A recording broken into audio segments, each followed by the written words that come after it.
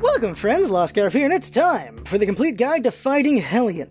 So Hellion and Stormclaw are walls that players are having trouble dealing with right now, so this is the time to cover Hellion, and next time we'll cover Stormclaw. This guide is more geared towards people who are first coming up against Hellion and Stormclaw, so the advice can be based on what equipment you can have by that point, which is likely going to come from Nazaga and Pangar, because those are the previous beasts you fight before these two. Now keeping that in mind, however, we're going to be focused on fundamentals and just good gameplay, so that even if you are ahead of this point and you just have a hard time fighting Hellion, you can come back and you can see this guide and it'll give you good tips that should be useful and help you have an easier farming time against Hellion. Now with this guide we're going to go over every single weapon in solo, but we'll also cover how you face it as a team as well. And you really want to be able to do well against Hellion in this guide because Hellion's equipment is best for fighting Stormclaw, so it's going to be really useful for you for next week as well. So we're going to be going over Hellion's info, attack patterns and range, tips and tells, loadouts against Hellion, how to fight Hellion with every weapon, and team play. So let's get going. Hellion's info and attack patterns and range. Hellion is a blaze cousin of Pangar, so it has some similar attacks and tells. The same attacks are the feet attacks and the tail attacks, but Hellion does not have a 360 tail spin while in range like Pangar does. It has 4 forms. It is a regular and flame form, plus the enraged versions of both. Enraged adds more fire and ferocity to the attacks. Now when it comes to Hellion's attacks, it's important to know all the attacks so you know what to expect as you're fighting it. First up is the cannonball. Hellion digs into the ground and launches out to attack you where you stand. Fire also comes out of the hole, and when it's enraged, it'll leave lava where it lands. Next up is the charge attack, so this is just Hellion putting the head down and just charges at you to hit you. Then you've got the headbutt. Now this one's important to know. Hellion attacks from one side to the other with its head, and its tail can also do damage when you're fighting it, so if you're doing team play, be careful it's front and back when it's doing the headbutt attack. Then you got the body slam. This is the move where Hellion will jump and land its entire body on its side, and it can do this on either side of the body. Tail whip is a 180 degree attack with the tail that can swing in either direction, and it always swings back from the direction it hits, so be careful of the backswing on that because that can hurt you as well. Then you got the tail slam. This is just like the Gnasher. It leaps and slams its tail on the ground. It does a lot of damage. Watch out for that. Then you've got the leg stomp. This is an AoE blast. When it stomps, it's bigger in enraged form. And then there's a lava version of that as well called the lava stomp, so watch out for that. Then you got the leg scratch, which is where it just swings its leg back to hit you because you're hitting it from behind there.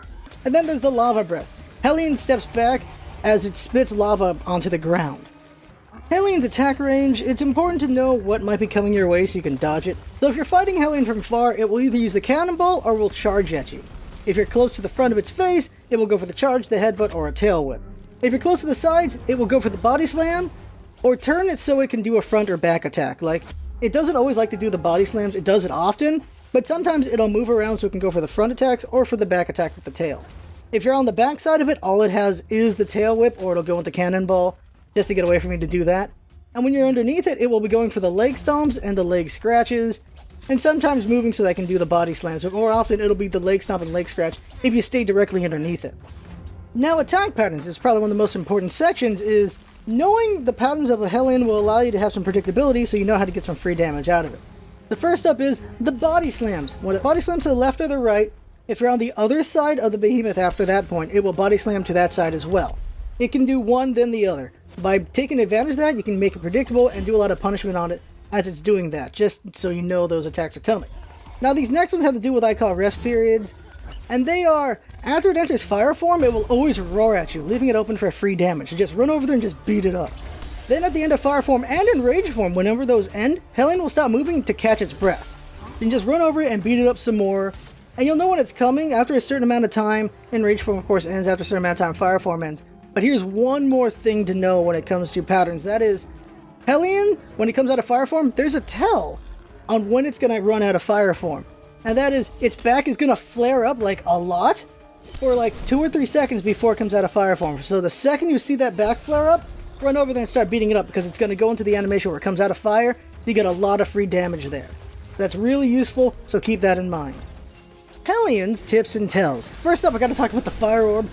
The fire orbs, you want to knock them off the Hellion whenever you can because they make you immune to fire, they give you attack speed bonus and movement speed bonus, and they also stack. If you get a bunch of them, you'll be in that form for a very long time. And what you need to know is, fire orbs, they appear for everyone. Try not to be Pac-Man, because what happens is, it's not individual like when it comes to drops. No, these are all there. Like if there's 10 there, those are the only 10 there. So if one person grabs all 10, then everyone else can't be immune to fire, and that'd be really bad. Same thing as there's just 4, make sure everyone gets one. Do not be a hog and be Pac-Man. Next up, if you want to know the easiest way to get fire orbs, go for the tail. You can knock them off the back and the head, but the tail is the easiest way to get fire orbs. It's really useful. And the best weapon to do it is chain blades. Chain blades, with their wide horizontal ranged attack, can knock off like 5 or 6 fire orbs real quick and easily. Now, something important to know is if you want to delay fire form, you can attack the tail to break off the fire so it doesn't get fully charged, so you don't have fire form to deal with. But I suggest, however, letting it enter fire form. It's a lot easier to fight when you can ignore fire attacks and gain fire orb bonuses. Another thing with the fire orbs is you cannot run Cannonball with fire orb bonus, so you don't have to do a dodge or a dash. You can just run away from it. Now, here's an interesting thing to know. After a body slam, Hellion will always get back up to where it was before it jumped for the body slam. That's important to know if you're going to charge up some big attacks. And the last tip to note is, when you break the arms in the face, it'll interrupt it momentarily, but if you break the legs, it'll knock Hellion over, and you can run over and get a bunch of free damage, because it's just knocked over. Now, tails are going to be very important in predicting and dodging the Hellion's attacks, and the first one we need to know is the charge. The charge has 2 separate tails, actually. Sometimes Hellion will step back before doing the charge, but sometimes it'll just lower its head and do the charge. So it's good to keep that in mind when you're in front of it. Then there's the headbutt attack. Hellion's going to look up, then lower its head for a headbutt, so it's going to go from one direction to the other. Always remember, when it's doing that, the tail is also damaging, so be careful if you're behind it as well. Then there's the body slam. Hellion will lower its body, and it'll look to the side before jumping over and slamming its body on the side. Then there's tail whip. Hellion's going to lift its tail in one direction before swinging. Its face will also be looking that direction as well, just keep that in mind. Tail slam, it's very telegraphed. Hellion is going to lower its body to the ground so it can jump up into the air, and then it's going to slam its tail down in a direction. Now, if you're to the side of it, it's going to move over to the side. If you're directly behind it, it'll just directly do it behind itself. But it can only go as far as about a 90-degree angle, so you don't have to worry about it too much. Just get out of range. Then there's a leg stomp and leg scratch. Hellion lifts its leg for both of those, so just keep that in mind. Now, this is something important. Lava Breath comes out instantly. You cannot predict this move. All you need to really do is have a fire orb, and you can just ignore the fact it's going to go for that move, and you just run through the fire and beat it up. And lastly, the reminder, since this is also a tail, Hellion's entire back flares seconds before Hellion does the animation for its fire to go out. So remember that so you can go get some free damage. Loadouts against Hellion. Now at this point, the best armors you can get are Pangar and Nizaga. You won't be using Pangar armor though because of the Blaze weakness. You should be using Nizaga or Drask armor for this fight because both give a lot of defense, and they have no Blaze weakness. Nizaga gives medic though, which will be helpful in team fights, but not so much in solo, that's why I'm giving you the Drask option as well. Now when it comes to lanterns, Scar Lantern is what I'm always going to suggest, just because of the great survivability there, and the storm attack as well helps with part breaking, so that's helpful as well. When it comes to tonics, Stamina and Bulwark, just for defensive survivability. When it comes to attacking though, a Blitz or Frenzy for Pike and Chain Blades would be good, Assault for Axe and Hammer, and Sword can do either of these potions depending on what you want to do. Now when it comes to your weapons, I will suggest Nizaga weapons over the Pangar weapons, but with a caveat. When it comes to Nizaga weapons, you should be using Axe, Hammer, and Pike because they synergize very well with the bonus from Nizaga weapons, but you should be using Pangar, Sword, and Chain Blades unless you have cells that give you wounding, because then you're not really going to work out with synergizing that innate ability from the Nizaga weapons. So keep that in mind. Now when it comes to the weapons against Hellion, this is my tier list, and that is Axe, Hammer, Pike, Sword, and Chain Blades in that order. And there's also the caveat that you're using the Nizaga weapons for Axe, Hammer, and Pike, and Pangar for Sword and Chain Blades. You're going to be using Nizaga for Sword and Chain Blades, it's simply in that spot for these reasons. So the Axe is able to cut off the tail and stagger, make it incredibly effective. What makes it the best weapon though at this point is the Zaga Chopper. It will heal you on successful, fully charged vertical attacks, and when you understand how the Hellion fights, you'll get a lot of those hits in. The Hammer is next. The staggers are great and the shock is very helpful in knocking down Hellion, so you can do a lot more damage. It's below Axe because it can't cut the tail, but then Zaga Hammer also heals you on successful staggers, so that's why it's ranked so high. Now the Pike is next because it's able to do a lot of damage against the Hellion at range, and build up meter very quickly because of the big size of the Hellion.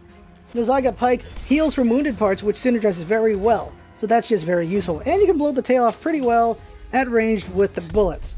And lastly, you got Sword and Chain Blades, which both rely on a lot of dodging and striking. You can beat Hellion pretty well, but it's a long slog of a fight because of all the dodging and striking. Sword has the advantage of stagger, and Chain Blades can create a ton of fire orbs very easily when it's in fire form. Now when you're using the Axe, and I assume you're using the Zaga Chopper, you should stick to the sides and wait for the Hellion to do body slams, and punish it in the face with fully charged vertical Axe attacks to heal yourself and build up Axe charge.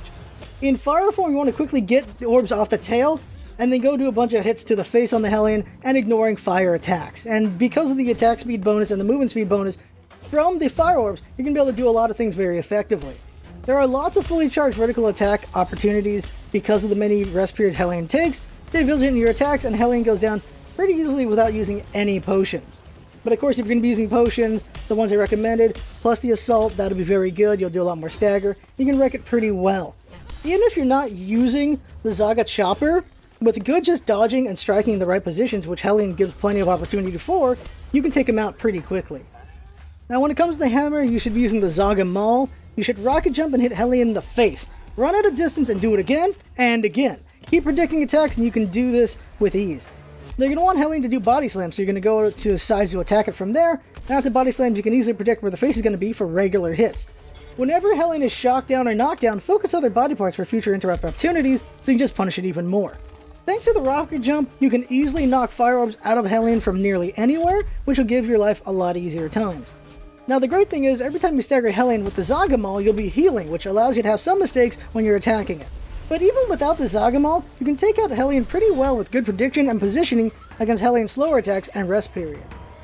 Now when it comes to fighting with the pike, you're going to be relying on a lot of counter-attacking the Hellion after body slams to build up meter and make bullets. That's really what you're going to do. You're going to be fighting from the sides, so body slams, you run up, beat it up, build meter, make bullets, and then keep doing that. So keeping your distance and coming in for the big hits. You're also going to be building up a lot of harvesting attacks to get more bullets, the stronger ones, whenever it does a resting period, so you can do a ton of damage, and wound a bunch of parts so you can heal using the Zaga's pike.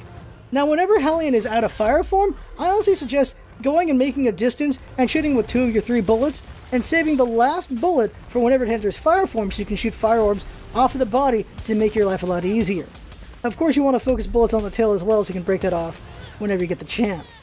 So it's really a lot of just counter-attacking, letting it get into a position where it doesn't move, you go and hit it, build up your meter, make your bullets, and just blast it to death. And eventually you'll win that way. Now when it comes to the sword, you should wait for the body slams that leave Hellion open, then go over and do heavy attacks on the face of the Hellion so you can get a lot of stagger going on there. Same thing goes for whenever Hellion has its resting periods. Don't force this fight, rely on prediction and keep hitting the face until Hellion gets staggered. Once it's staggered, go for the tail and cut that right off. After 2 or 3 staggers, the tail should come off and make things a lot easier. Now after you take off the tail, whenever it's staggered, you should be going for the other body parts so you can get a lot of interrupts for later, especially the leg ones, because then it'll knock it down, giving you a lot more free damage. Now if you're lucky, you'll get a frost to go off, which will make life a lot easier. It'll move a lot slower, you can dodge a lot easier, and then you can just focus on beating the crap out of it wherever you want whenever it's in frosted form. Rely on a lot of hit and runs and you'll win eventually. Now Chainblades has kind of the hardest time, but it does have some advantages as well. You can't really roll through attacks, but you can dash out of bad situations with ease. Your biggest advantage is the fact you can easily slap 5 or 6 orbs off the Hellion's tail with a single ranged slash. So you're going to want to fight Hellion in fire form the most, get those fire orbs and take advantage of that. So you can get even more attack speed and movement speed, so you can move around and do a lot of damage very quickly and easily. But the biggest time you're going to be relying on is the resting periods, because that's the best time you're going to be able to get the tail off. Once that tail's off, it makes life a lot easier, and you just punish it some more. Now if you get Frost to go off with your chain blades, that will slow the Hellion down and allow you to do a ton more damage and easily dodge attacks until you eventually make it fall over. Team play versus Hellion. Now as always, when you're doing a team fight against a beast, it's harder to deal with prediction because of the fact you never know who it's going to go for. So you should always assume it's going for you when you're fighting it. Now as a group, you should be dodging body slams and stagger the heck out of the face of the Hellion. Once it's knocked down, go for that tail, repeat this cycle until the tail comes off, then focus other parts for more interrupts, and when they break, that'll make life even easier.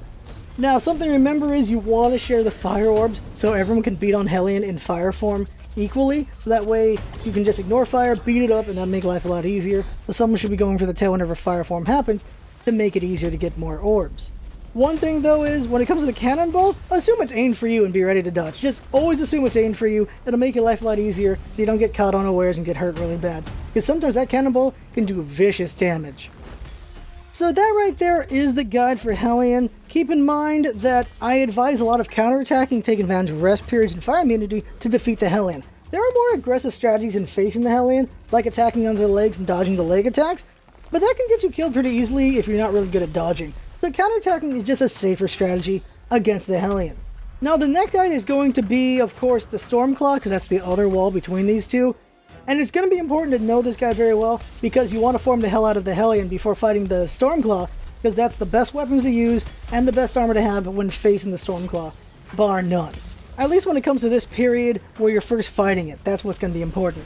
Now, it's important, I feel, to share these guides. Hellion's going to give a lot of people trouble, so if you know anyone who's having trouble with Hellion, show them this guide so it'll help them out, and look forward to Stormclaw guide, because I know that's going to give a ton of people problems, so I'm getting that guide out as soon as I can, because Stormclaw, it's made some people rage quit this game, and so I'd like that to not be the case. So having guides make it easier to face the Stormclaw, that'll be good, so more people enjoy the game and go further in the game. So as always, that right there is the guide. I think it's important to share it around and help more people just get good at the game, because if they're better at the game, they'll keep playing the game, and maybe they'll want to support the game, and that's just even better for the developers of Dauntless, and that's better for all of us, because that means they can make more stuff. I had fun making this guide, hope you have fun watching and learning from it, and that's what it's all about, isn't it? Having fun and learning. Thanks for coming by, and good luck with your hunt.